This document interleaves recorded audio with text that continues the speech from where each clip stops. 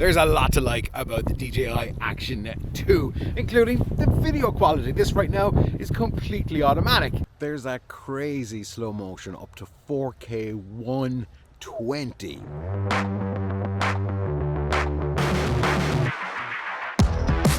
There's photos, and raw photos at that.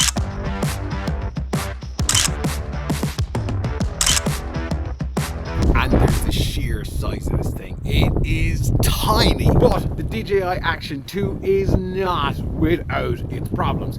If you watch the last video I made of the DJI Action 2, you'll know that I said this thing is really, really warm now. Now, I didn't realize how hot this thing actually gets, and this is a huge problem for the DJI Action 2.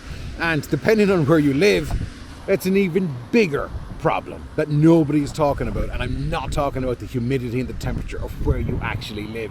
There's a huge other issue going on here that I'll get to in a sec. Plus, we might just have a fix for it. Recording on the built-in storage is a great feature. You get 20 odd gigs, 22.4 to be precise, when you format the DJI Action 2. But there lies the problem, because when you're recording on the internal storage, which is super useful if you're just out with the camera itself, then you're limited hugely. This is all I got, which is about 15 minutes before the whole thing decided it had had enough, and that was just 4K 24. And the temperature went well over 100 degrees. Ouch. 4K 120 was, well, let you imagine how bad a 4K 120 would be for heat on a camera this size.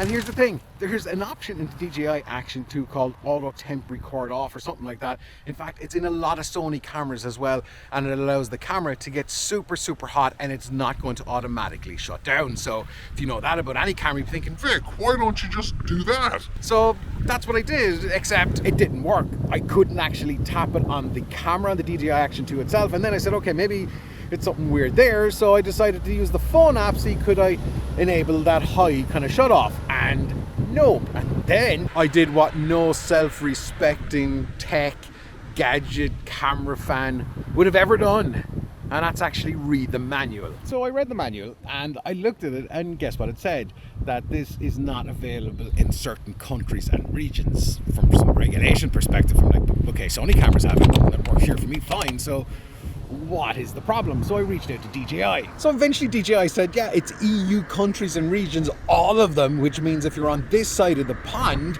you cannot record for longer than roughly 15 minutes at 4K 24 before the camera shuts down. That's not really cool, DJI. It's a stupid regulation when other cameras will do exactly what they're supposed to do, and that high setting will work away regardless of where you are. So, how can you actually record for a longer period of time on the DJI Action 2 if you're in the EU, or you're just going to face this shutdown problem anyway of this high temperature thing where the camera gets incredibly warm? I'm talking well over 100 degrees.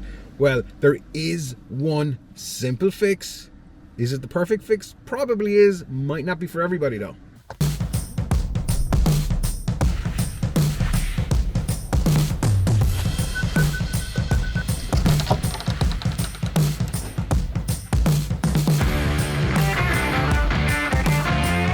And that fix is very, very simple.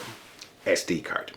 If you use the SD card with the power or the screen module, then you can record for nearly as long as you want at 4K 24. In fact, the battery ran out on me before I could finish recording.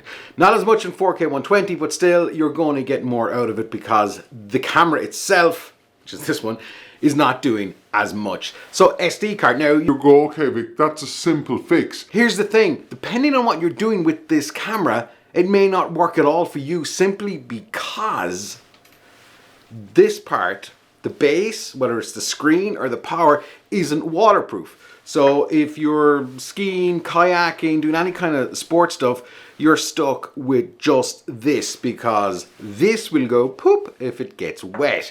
So that's something to keep in mind. You know, I'm sure over the next couple of weeks there's going to be loads of different accessories come out, like, you know, a waterproof case or different versions of it that might work in that scenario for people who are going to use this for action sports. But keep in mind SD card is really the only way to record fully and properly on the DJI Action 2. Even the workflow, go back and look at the last video, the workflow trying to get this stuff off of the camera, the internal storage, is quite painful because it's all done wirelessly, which is hit and miss. It's slow and you got to upload and it's painful. So keep that in mind. Is that a deal breaker? I don't really think so, but it's something that you really kind of have to figure out. What are your main use cases for this? Will you need this all the time? Or are you happy to work wirelessly and have a limited recording time? Because if it's like, look at, I can't say enough about the size of this thing.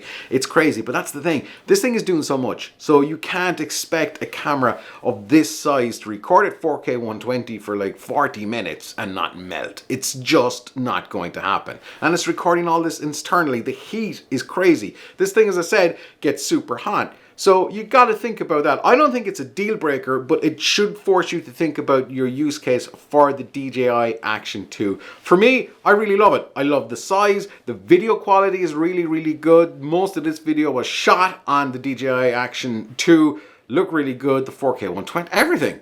It's a great, and here's the thing that blew me away. The extra mics that are on this, I shot that in horrible, horrible wind. Okay, you can hear the wind is a little bit annoying, but you can hear everything that I'm saying. So like there is some serious bang for buck in all of this, and it just works really, really well. Now, if you want to get the most out of the DJI Action 2, now if you want to get the most out of the DJI Action 2, I'm going to put together a settings video. So make sure you hit subscribe, and we'll get to that one real, real soon. Until then, don't stop fighting for yourself.